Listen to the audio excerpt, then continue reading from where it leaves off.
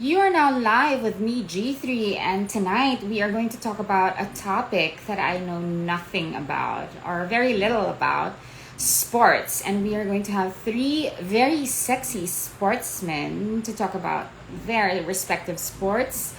James Younghusband, James Delos Santos, and Marlon Stockinger. Hi, everybody. So let's bring the boys in.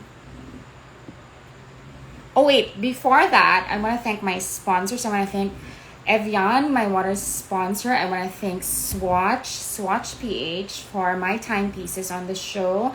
Tita Virgie Ramos. If you want to get your Swatch watches, just go to any Swatch PH store or Lazada PH. I want to thank Bella Beauty for my skin, my face, and my body. Dr. Vicky Bello. I want to thank Asian Eye Institute for my contacts, and I want to thank everyone who has been watching the show on its sixth season.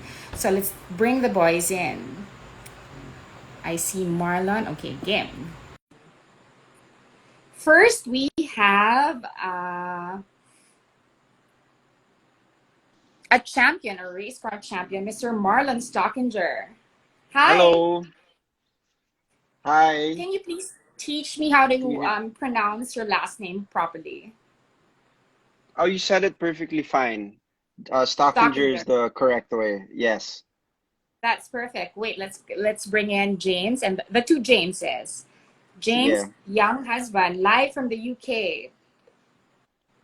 How are you, Marlon? Very good, settling in with this new lockdown and restrictions, but more than fine for sure. Hi, James. Hi, G3. Hi, Marlon. Hello. What time is it in the UK? It's just gone 1 p.m. now. So nag-lunch ka na. The interview is going Yeah. to be in Tagalog, ha? Talaga? Kaya naman, kaya. Okay, and then we bring in the final James. James Delos Santos, Karate Kid.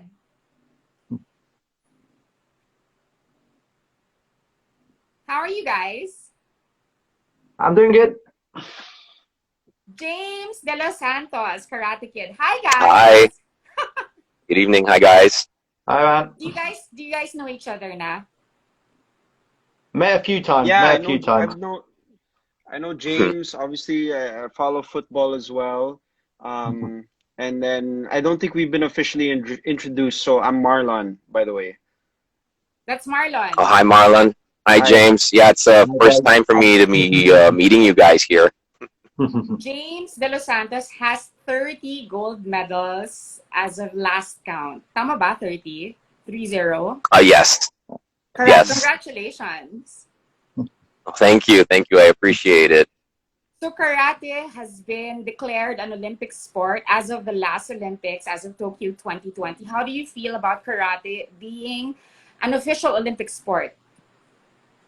No, it's actually because the World Karate Federation has been really fighting to include karate in the Olympics for the longest time, and being that Japan is also the host country for this year's Olympics, and also the fact that it is the birthplace of karate, it was, yeah, finally included. But then, unfortunately, though, karate will not be included in Paris 2024. So it might possibly be the first and last for karate as an official sport in the Olympic Games. But still, then, like, I still look forward to watching the karate event, which will take place on August 5. So I'm just really excited to see how it goes. Is there a reason why the Philippines does not have a representative for the karate event in the Olympics, Tokyo Olympics? Well, because last June there was a final Olympic qualifying tournament because the in the previous tournaments, because we had to compete in Olympic qualifying tournaments in order to gain points for the world rankings, and the top players were already selected. So, in order to give the other countries a chance, they held a final Olympic qualifying tournament in Paris last June, and unfortunately, the representatives from the Philippines did not make it further in this final Olympic qualifier. So I could say it's really unfortunate. But then, I'm still glad that a lot of my other friends from the different sports are competing right now at the Olympic Games, and I mean, especially Heidelin, I'm so proud of her. She won the first ever Olympic gold medal for the Philippines, and two of my other friends, Nesty and Yumir, are fighting for another gold medal. So I can say that I'm really, really excited to watch their matches, which will be happening anytime soon. But then, yeah, like as I've said earlier, that we don't have any representative from karate, but maybe it's unfortunate that this might be the last for karate as an official sport in the Olympic Games. But who knows? Maybe in the near future we will see it again. Yes, who knows? Who knows? Have you guys been following the Olympic Games, Marlon? Yes, definitely. I mean, watching in weightlifting, we've been killing it with Heidelin, or I'm not sure how to pronounce her name correctly, but Tama, just seeing tama. that story, and I've been implementing a lot in my career before, some Olympic weightlifting and training. Obviously, not as heavy as her because she's exceptional. So, but just being able to appreciate what she did for her country, especially during COVID, no, like I think as athletes here, all of us here, we know how to appreciate the athlete mentality and other sports as well. I mean, I follow so many other sports other than racing. I played a lot of sports before I ever even got to racing. So, just seeing our nation doing really proudly in the Olympic Games, representing well in a time where we all want to have some good news, and at least it's through sports. I mean, it's just amazing. So, I mean, I'm very proud as a Pinoy to see all our achievements there, and also be here tonight together with these other athletes as well too. Thank you. And also, diba, you've been playing other games as well as other sports as well. You're also a golfer, right? Are Yeah, you? so I mean, I've done many sports. When I was a kid, the first sport I ever got into was golf, and I think it's timely. I'm happy that I learned it because I found out now going back into it, because with the restrictions, it's just the easier thing to do. You're in an open space, and it's hard. Like it's a hard game, but I fell in love with it. It's very calming for the mind. Football I did when I was a kid. I was actually on the team, but then unfortunately my racing career kind of started then. So I had to make a choice, a tough choice. I had to let my coaches know that I chose racing in the end, but also football, like I love so much. I mean, with that sport, it's a beautiful game.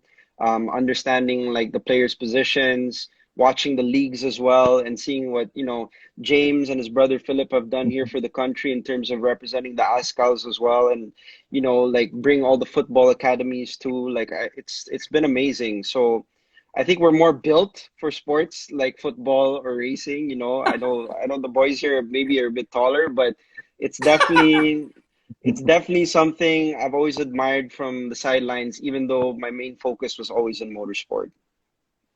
Yes, of course. Like your sport is an individual sport. James as well.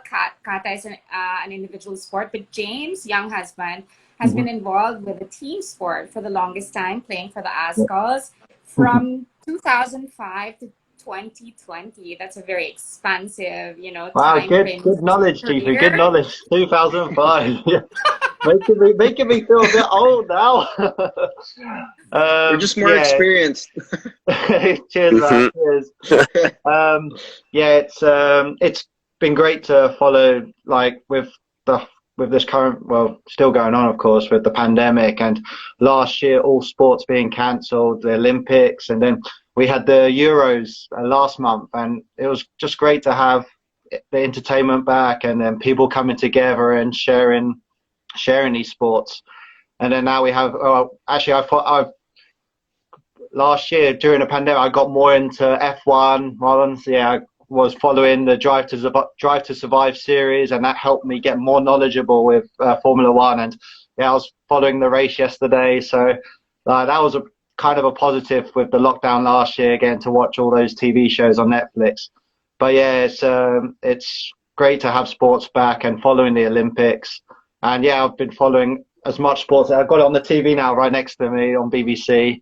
And yeah, just been following the gymnastics with Simone Biles and with Sunita Lee. So it's really great and you hear all these stories of how far these athletes and how much they've sacrificed to get to where they are. And us guys, and we can all relate to it and how much this sports mean to us. it's great that sports is again in the spotlight for at least Yeah. another week or two. And Mhm. it's I always wanted to ask this. I always wanted to know what is it like, playing for the Philippine flag. I want to start with you, James Younghusband, Um, as playing for the longest time. yeah. Well, yeah, I made the decision last year to retire, and like as Marlon said, I got all the experience, and it was like it wasn't like when I first came in 2005. It was amazing. Like my first time to play was in Bacolod in Panad Stadium, and when at first it was hard because we weren't used to the training regimen. We weren't used to we're in an environment we weren't really used to coming from the UK, and then like the team was so nice and welcoming us, and then like the staff as well, and that made us like want to stay even more, and then getting the chance to play in front of the Bacolod football fans during the Sea Games was amazing. And when you sing the national anthem, especially, it really fires you up, and you forget about all the off the field politics and all the and you just remember this is what you've trained for, and this is what you've dreamed about since a young kid and when you first started the sport. Do you know the national anthem? Of course. Are you going to get me to sing it? I'm not gonna make you sing it. I'm not gonna make you sing it. I just wanted next, to ask. Of next, course, next time, parang, next, yes. next Pero time when we na-ask ko, drink, diba, parang, next time when we drink, I'll sing it for you. sige. Like AFF, AFC, and of course the Sea Games. What is it like playing those international tournaments? um, they're really, really cool. Like, that's what I mean. You study the structure of the sport, and as you go on, you go against like Southeast Asia, and when you go further out into Asia, the competition becomes more tougher. But then, like you always remember those moments, like against the players you play against. It's always interesting to play against countries and see how their culture has developed their sport as well. And but I think it's always great to go to these other countries as well and meet fellow Filipinos like who are based abroad and see them support you and see them follow all our sports. I'm sure they follow all our careers, and it's great to know you got that reach, and yeah, it's a great experience, and I'm very proud to have played for the Philippines. Of course, you and your brother have become very, very famous. But James Delos Santos has been thriving throughout the pandemic, winning gold medals left and right every week, di ba? Parang tama ba every week may napapanalunan kang gold medal. So how does it feel to be able to, just keep raking in the gold even at a time like this, James?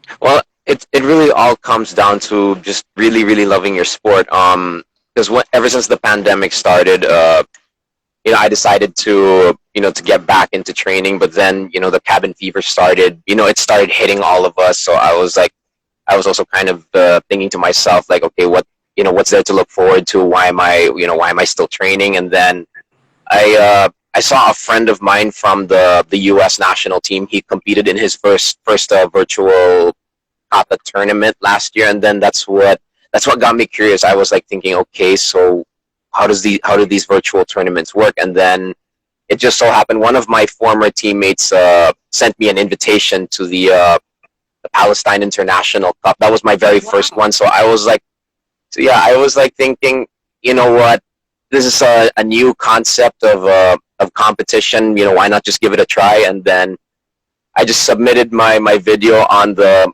last minute, and then the next day I was told that I won the gold medal. So I was like, oh wow, that really got me pumped up. And then I started even getting more curious. I was thinking, okay, are there any more of these virtual tournaments out there? And then I just stumbled upon the Sport Data website. Now, Sport Data has been the official tournament organizer for the World Karate Federation for the longest time, and I saw that they were organizing virtual tournaments, and then so I decided to get on in these tournaments, and I also saw that they developed a world ranking system for virtual karate. So that's what made me more excited to join. And I would say that in my first few tournaments, it wasn't easy. There were tournaments that I lost in, but then I was like, can I really make it to the number one spot? Because that was really my goal last year. And then fortunately, my kata coach from Japan, because we were like working together online, he just kept motivating me. He said, you know, it's the beginning will always be hard, but let's just keep on training. And then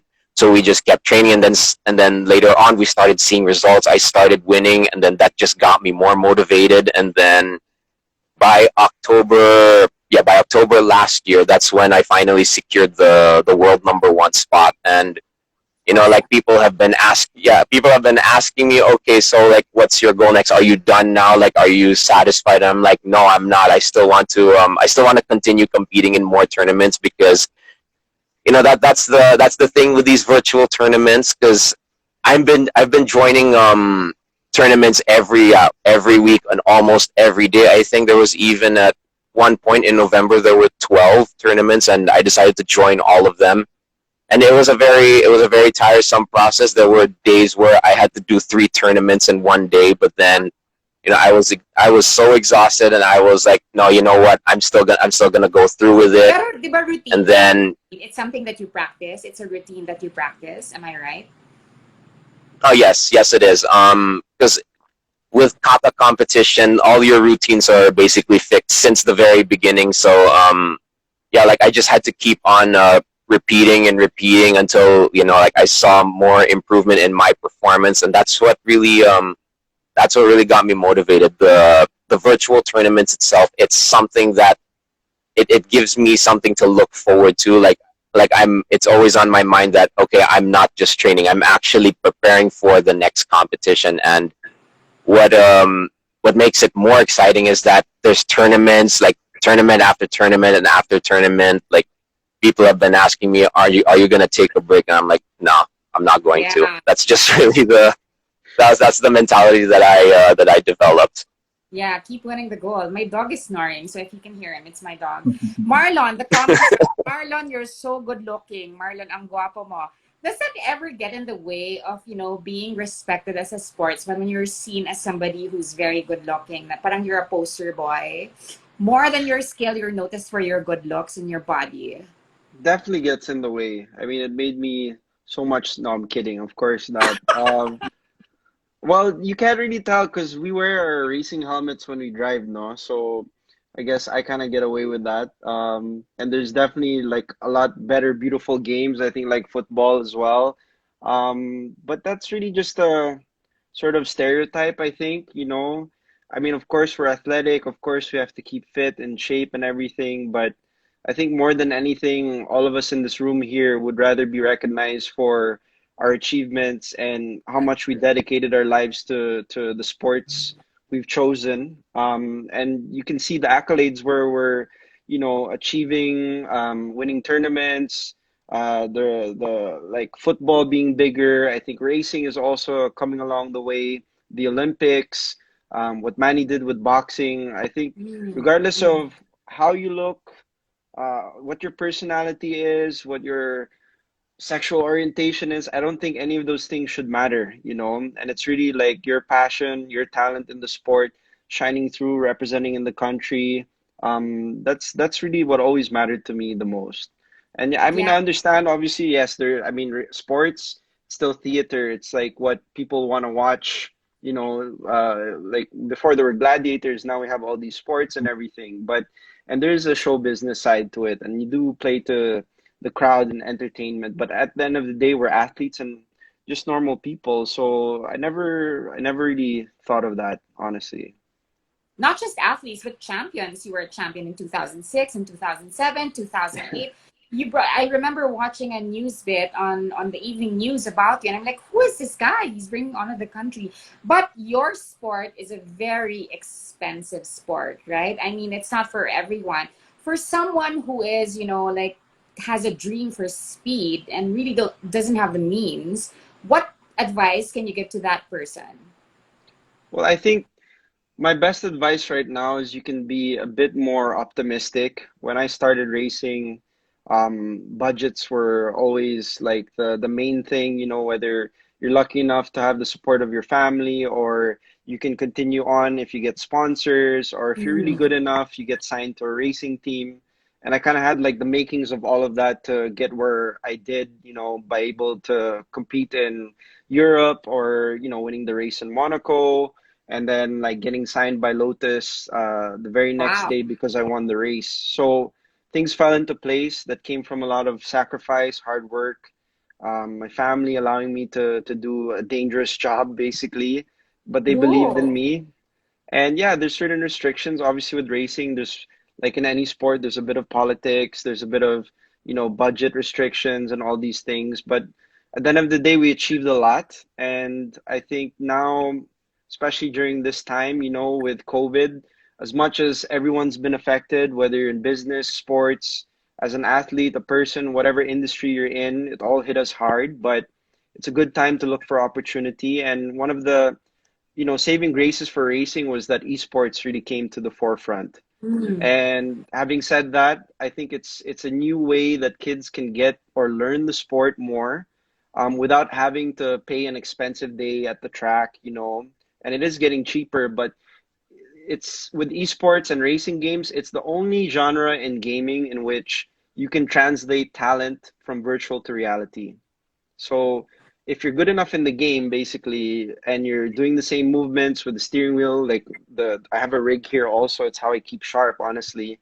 It's even how I learned how to drive Monaco is just playing on the PlayStation because you can't walk the circuit. It's a public road by day, no? So for 3 days and a weekend, once a year in May in Monaco, you're able to visually walk the track, but there's buses, there's cars, there's people on bicycles going by. So the only way I had to learn before was watching YouTube videos or playing with my controller on the PlayStation to learn the racetrack. So I think now with technology getting better, there's a new grassroots in which esports, since it's booming, more people at home, kids can hone their skills or understand the sport, especially for racing. And that's been creating opportunities for them to come into the sport with not too much budget and not literally not the sport having the stereotype that it's too expensive. It's humbling the sport in a way. So my best advice is if your dream's racing, you can still find ways to do it. If you really want it, you'll get there, right? So it's been hard, yes, with COVID, but I think we've all found opportunities, and through sports, it's always a good story if something can happen. And I think with racing, we've all adapted in a way. Yeah, gamer ka na ngayon, 'di ba? Yeah, just for, You have you can't hang out, you can't see people so much. It's all a sort of new lifestyle, and I just wanted to take the maybe a different medium and try it out. And since I spend quite a few hours a week just sharpening my skills in my sim racing games or Formula One, just to that's basically how I practice, right? Because I'm still right. actively in racing. We actually did a race recently with in Batangas and we won it, but I really attribute because there's limited time at the track. It's also expensive to go there all the time. A lot of how I sharpen my skills is through sim racing. So it's quite surprising, but a lot of your time as a racing driver you spend virtually just honing skills, developing the car, setups. I mean, Formula One teams, they have these extensive simulators where, they have an architect that designs the room, you have engineers, you have everything basically Awesome. that you'd have in the racing car, but you're just doing it virtually. And it's even more important now because with COVID, that's just how much more time we spend online doing these things. That's true. That's true. I mean, like for a guy, that should be like very interesting. I've always wanted to ask you, like, what are you like driving a normal car on a normal day? Well, people assume that I always go fast, but I'm very lucky, very spoiled for sure because I've driven everything up until F1. So for me, honestly, like when I'm on the road, one thing is obviously being safer. I don't promote or advocate like racing on the roads. There's so many variables that you don't have on a public road like you do at the racetrack. At the racetrack, if you get into an accident, we have fireproof overalls, we have like 5 harness point seat belt, a helmet, a device that stops you from getting whiplash. There's an ambulance, fire extinguishers, all these variables on the track you don't have when you're on public roads. So if you were to ever get into an accident in public roads, not only are you risking your own life, but you're risking other people's lives as well. And there's just no room for speeding or being recluse True. on the streets. That's why there's a racetrack. If you want to go fast, go to the racetrack. Get it out of your system there. And I promise you, if you ever get the chance, or maybe you play the racing game, then you're much calmer after. So for me, I just like to be comfy going from point A to point B. It's not really so much about the North EDSA to airport. What's your ETA? North EDSA to airport. North EDSA to airport. Well, we all know, depending on what time it is, right? Medyo traffic na tayo if it's like rush hour or everyone's commuting back Pero home. kaya mo ng 30 minutes. I if they close the roads for me, why not? But I don't ever even try that. Like, I don't think it's even possible. But yeah, like for me, driving, like if I'm not on the track, driving is more about like the journey and sharing experiences, or if you're traveling with your family, your friends, or a loved one. I really enjoy more the journey of like experiencing new places. And aside from being like the athlete behind the wheel, letting my driving do the talking, like I've been learning more, like, okay, as an athlete, we're just more than that. There's also a career. Let's say, for instance, when you do compete, you have to think about the next steps of what you're doing afterwards. And I've been enjoying my time, like working with a lot of car manufacturers during COVID, because it's affected them as well. Not so many people can buy cars or visit showrooms, but through those experiences, I've actually gotten to drive around the Philippines a lot more, and I've learned to, appreciate how beautiful our country is. There's so many amazing roads, places you can travel to locally without even having to take a plane. And then at the end of it all, whether it's a nice car or not, it's really the journey and like the experiences you take home with you. So that's really driving for me on public roads. That's what's important, not going fast. They miss you though streaming. Anyway, James Younghusband, they want to know like the factors behind you retiring. Kasi pwede pa siyang pahabain eh. But what were the reasons behind you retiring last year? Well, I said one of them was Papakasal ka na daw. You're gonna get married na daw. Brandon. I think my original plan was to play one more year, but then obviously COVID hit, and football, I already achieved the goals I set, which was winning the local league and winning the local cup with Sarah's Negros FC. And then also I already achieved my goal, which was to make 100 appearances for the Azcals. And then it was kind of like, and then COVID hit, and the league was frozen on pause. They didn't know when it was going to restart again. I felt, well, I did plan to finish end of 2020, but I guess maybe I'll announce it now. But I'll be honest with you, I do now and then, watching the Euros, watching the Olympics, I do think about making a comeback. So I'm still thinking. Yeah, and you're the first to know. So there you go, G3. You miss it, diba? Yeah, you do. I'm sure these boys can relate to, like, it's just like, there's a point where you do it every day, and then you're like, I just need a break. And then once you have a break, you want to get back into the sport. And it's like, I think I can still play a bit more. So I'll see when I get back to Manila, see what's happening on the local scene, what the plans are. And I believe and I hope that going into 2022, more things will be improving, especially with the vaccinations and with things coming back. And I think sports will start to resume and everyone will get back to normality. So yeah, retiring, it was just the timing felt right at that time, but I do miss the sport. Yeah, it's very young to retire, to 34 to retire. But also, before you retired, I mean, your brother, si Phil, left before you, diba? How did that feel? Like, of course, you were members of the same team for a long time. And it's always nice to have your brother in the same team with you. It's like sort of when you play a game and you see him there, it's like, diba, parang iba rin yung teamwork. But when he left before you, how did that make you feel? I was, well, when he left, Nagpaalam siya sa'yo. Sinabi niya sa'yo. Yeah, we were roommates always in Azcals, and when we travel, so he'd always kind of hint that it's like, I think like what people don't see is like you do a lot of traveling in sports, in professional sports, and you go to these great places, but you don't actually get to see them because you're so busy, like in the hotel preparing for the sport.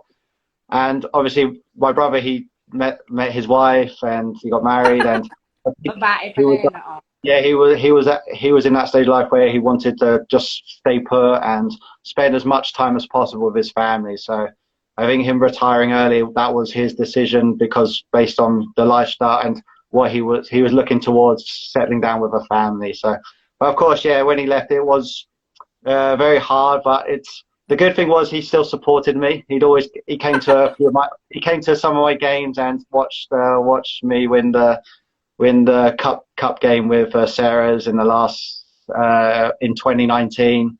So it was good to still have that squad. To us, that's why I've come to the UK. I've come to hang out with my brother, hang out with my nephew. So I mean, like I'm making the most of getting the chance to. I've been a bit lucky to be able to travel during this time and do what I didn't get the chance to do when I was competing. Yeah, again to travel around and see places. That's true. That's true. I know that being an athlete, being committed to your sport, that's your number one priority, diba? But like, of course, like we're all human, and the discipline is like a major part of being an athlete. But where is there time to do something else? And I'm leaning towards, falling in love, having a life and stuff like that. What about you, James Delos Santos? When you think about your sport and your commitment, because sport requires so much commitment, it requires your life, you're 24/7, right? What time do you have for other personal stuff, i.e., love, James? Well, no, because this year also I've also joined because I'm also a streamer on Kumu, which is another social media platform which is made for live streaming. So I actually did make an account last year in this social media platform, but I was not so active because of my virtual tournaments. But then I also learned to realize that karate should not be the only thing that's revolving around my life. I want to also explore on other things that things that are outside of my comfort zone. So I decided to start streaming in Kumu and doing Kaya live ka pala streaming may is mic. was Kaya not. ka pala may mic. That's for Kumu. Yeah, that's actually, yeah, that's why I have this mic. But then because when I first started on live streaming, it was something that I wasn't comfortable with because but like by me, I'm an introverted person. I usually like to have time alone to myself, and talking to my viewers in Kumu was something that I wasn't very comfortable with. But I guess it's just all about being consistent and just really pushing yourself to get out of your comfort zone, because that's when you will really start to discover more about yourself, that you'll start to realize that you're capable of other things other than just focusing entirely on your sport. So I can say like being a live streamer in Kumu has changed me in ways also. Like I've learned to be more to be more social. Like I've met new friends along the way, and it has also taught me to go do other things, to go explore. Like because with my new friends there, I go out with them, I hang out, we talk, and we learn different things from each other. And even recently, I just bought a bike, just for the exercise as well, because like we're all athletes, we're guilty of eating a lot. So like that's really our habit. So like especially like, yeah, because in some parts like this year, like I felt that I've gained too much weight, so I'm like, oh crap, I have to like lose all that fat. So that's why like I aside from these virtual tournaments, I have my bike to use to exercise, to burn off all that excess fat. So yeah, these are like, I always try to make time for other things. Like just don't let your sport like take over your whole life, like because there's more that you can do. Like you have to realize that you are capable of also doing other things, of being great in other things other than your sport. That's true. That's true. So apart from your sport, you have, in lieu of a girlfriend, you have Kumu. Connection to an Oh, audience. Diba? Parang ganon. well, So like, right? Am I right? Parang well, a girlfriend. that's your other occupation from other than kata. Marlon, does it feel like sometimes like about you have to be so committed to your sport, the discipline of being committed to a sport, and all your goals and stuff like that, does it give you room for other stuff in your life, like personal things other than your sport? I think if you're committed to really being great at what you do, and whether it's, whether we're us as athletes, or, in business, or you're studying, whatever you want to do in life, if you want to do it well, there needs to be certain sacrifices and commitments to ensure that you achieve the goals you set out.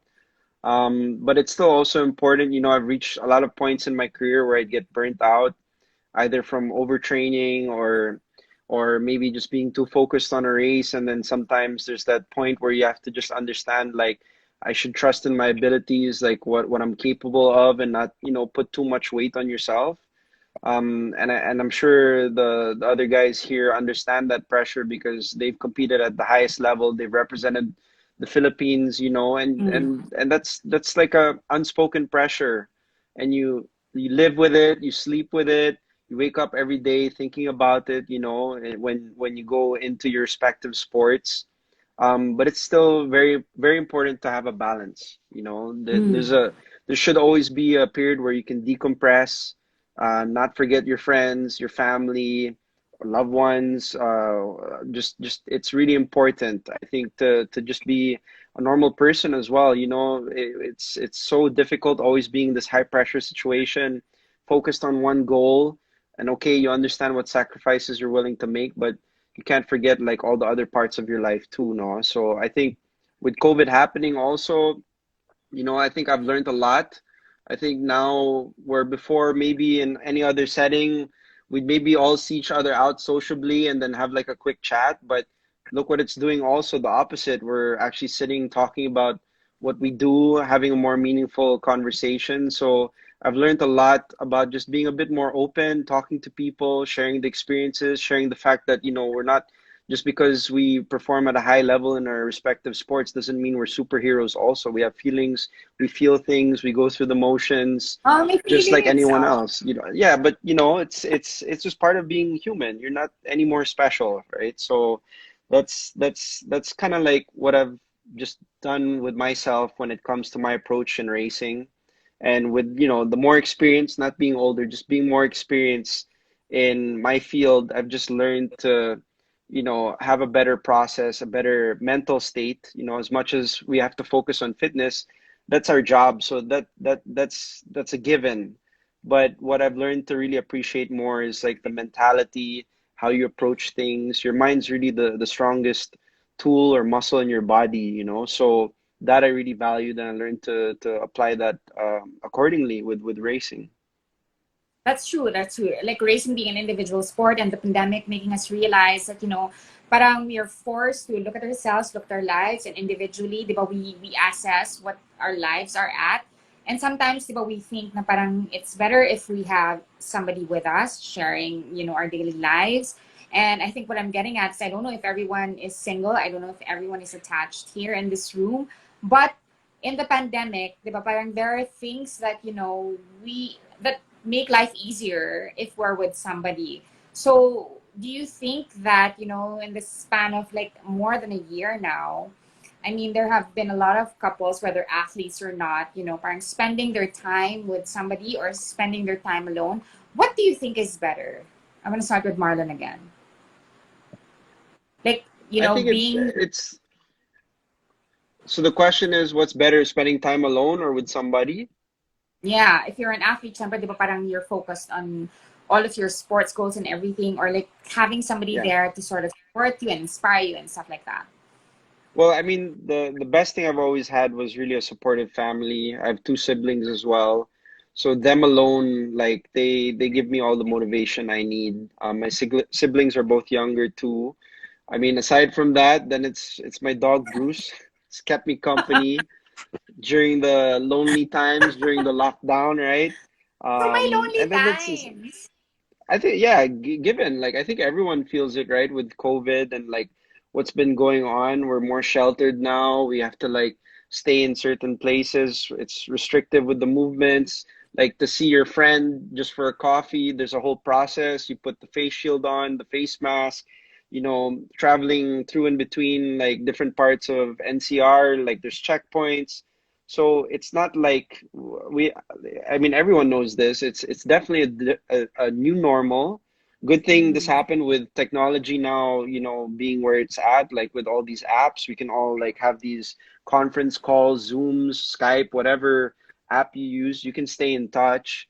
But other than that, like it's just, yeah, I'd say everyone feels it a bit more. So now when I have the time, when it's not my job being a racing driver or doing what I'm supposed to do at the racetrack, I think a lot of us took those moments in our lives for granted.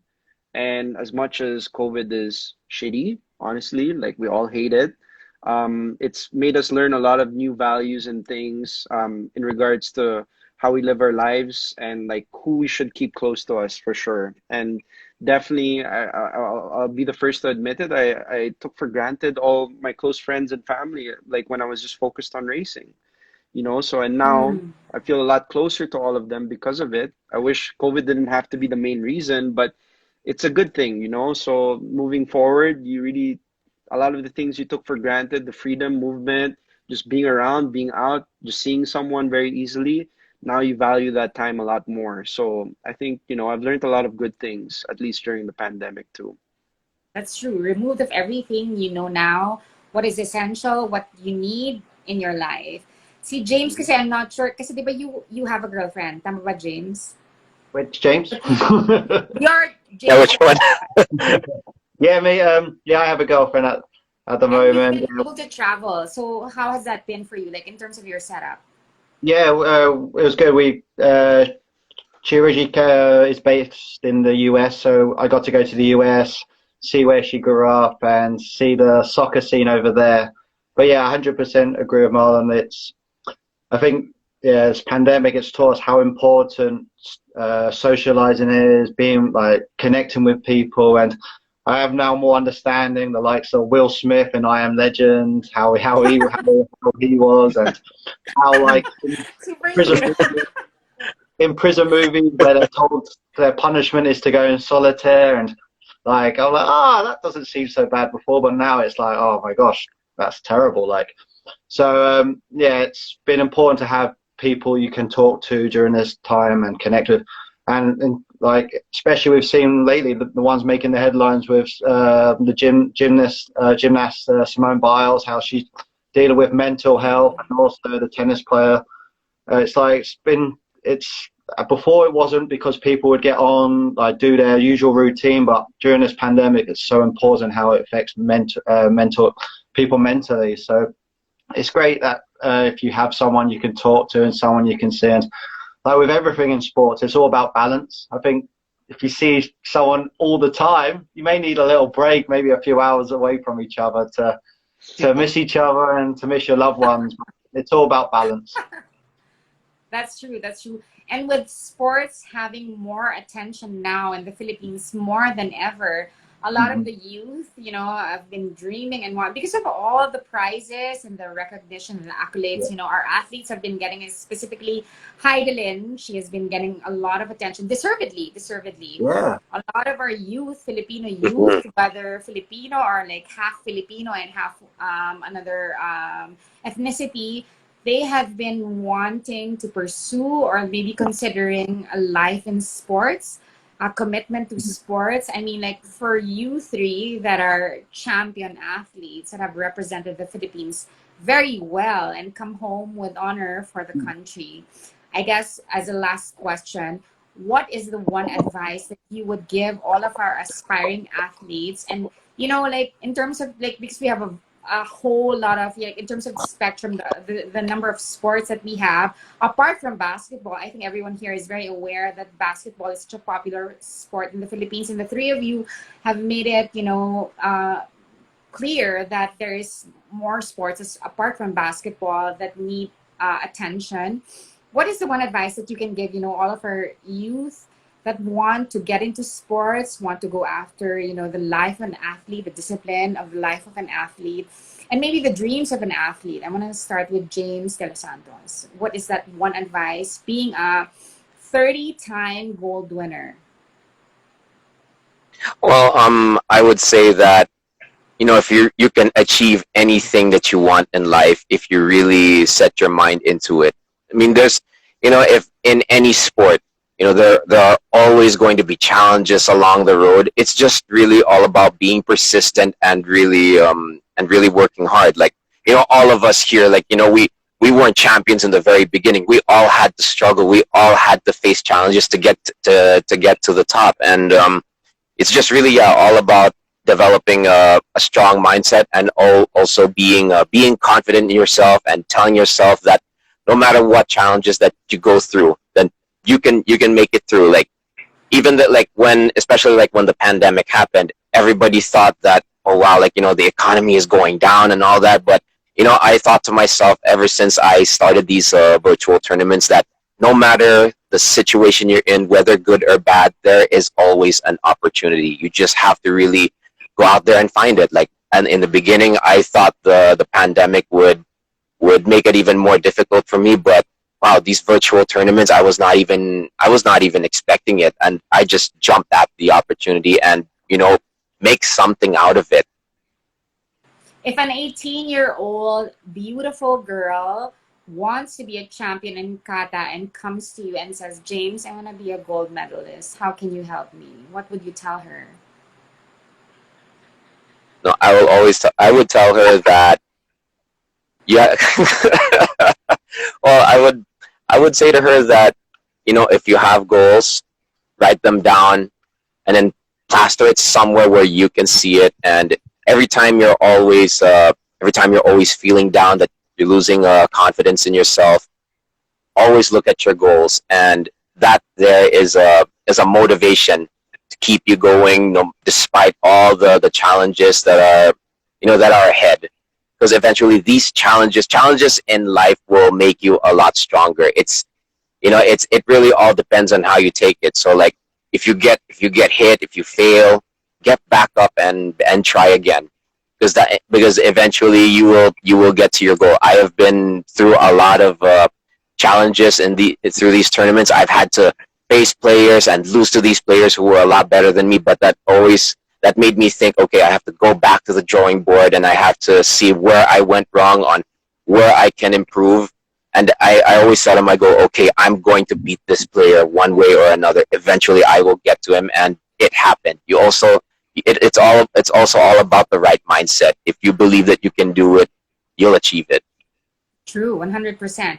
Marlon, same question. Like, if a beautiful 18-year-old girl approaches you and says, I want to be a champion race driver like you, how can you help me? Well, I'd say to her, don't be afraid to look foolish. I think kind of same to like what James was saying.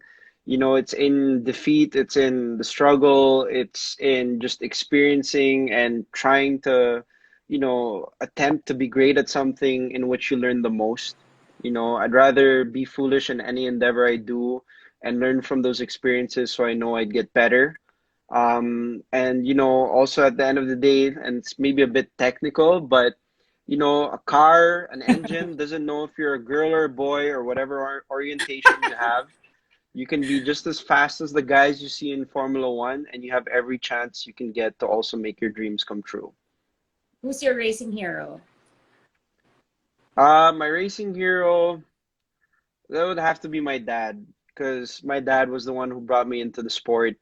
And when he was doing it as a hobby, go-karting here in the Philippines, as a Swiss guy that moved to the Philippines, fell in love with the country, fell in love with racing here in the country.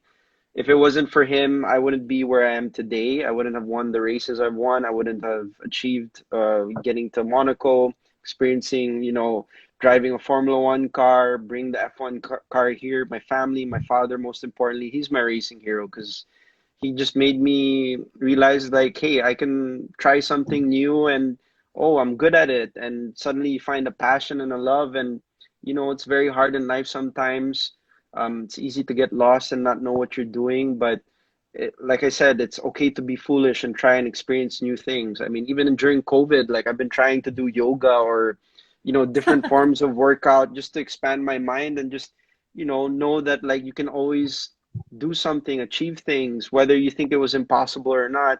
But if you just look a bit foolish and you can smile about it after, you've learned something, you know. So yeah, my racing hero is my dad, and to the young 18-year-old girl, you can be as fast as anyone. And again, like the car doesn't know if you're a girl or a boy, right? So you have every chance.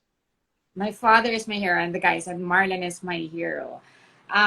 James, what would you, same question, what would you say to an 18-year-old beautiful girl, very sexy? She comes to you and she says, I want to be like a football champion like you. Um, well, first I'd say three things. I think the first thing I'd say is you have to make it your craft. You have to put in the hours. I think to be successful at something, you have to put in like 10,000 hours. I think you just have to make it your life, really, your dedication, and it's something that you just constantly eat, drink, and sleep about. So, and I think the second thing I would say is, do you have a blueprint already, a roadmap of your road to where you want to go, your road to your goal? I think that's so important.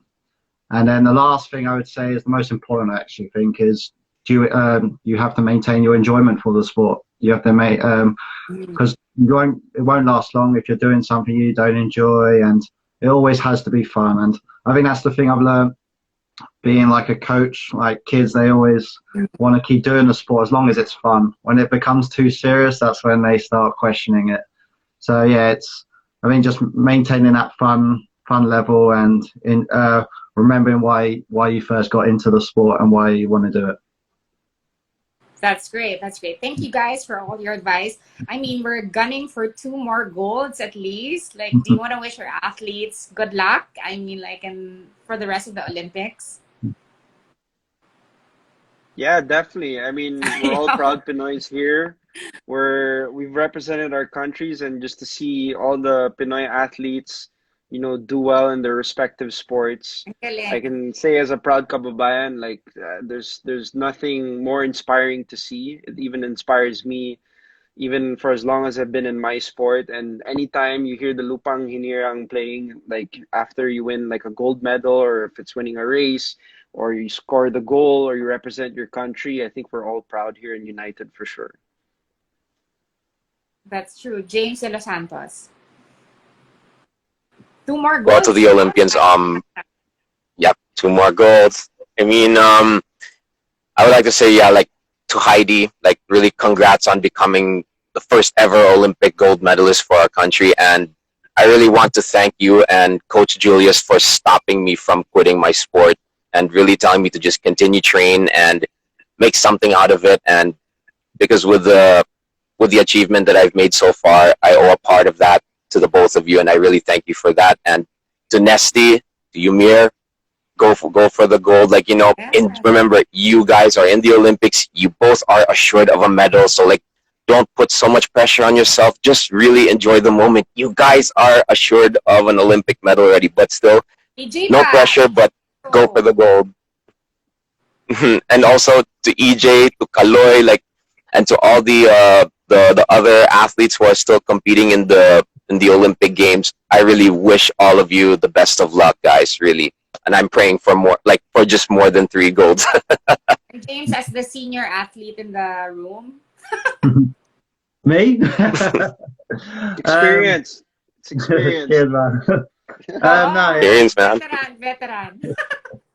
no, it's been amazing to see the accomplishments our Filipino athletes have done during this Olympics, and I'm so proud to walk around the UK and talk about it with people from the UK about how well the Filipino athletes have done, and it's really inspiring. Like that's what I mean. Even like it's inspired me to consider coming back into playing football again, and Wow.